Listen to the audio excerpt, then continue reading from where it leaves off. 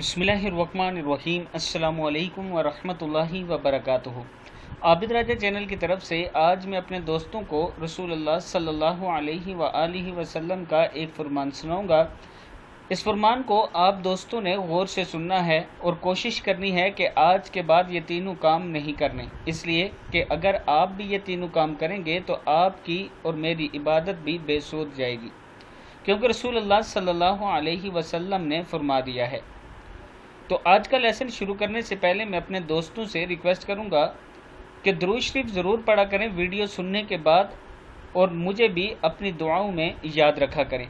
तो शुरू करते हैं। बिस्मिल्लाहिर्रहमानिर्रहीम। 3 अशखास की इबादत बेसूद है। रसूलुल्लाह सल्लल्लाहु अलैहि वसल्लम ने फरमाया, 3 लोगों की ना कोई नफली इबादत कबूल होती है और ना फ़र्ज़।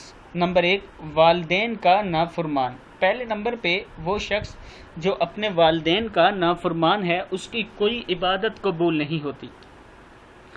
और ये जो बुराई है आजकल हमारे माशरे में सबसे ज़्यादा पाई जाती है। दूसरा, एहसान जितलाने वाला, यानी किसी के साथ एहसान किया और फिर उसको जितलाना शुरू कर दिया। तीसरा, तकदीर का इनकार करने वाला।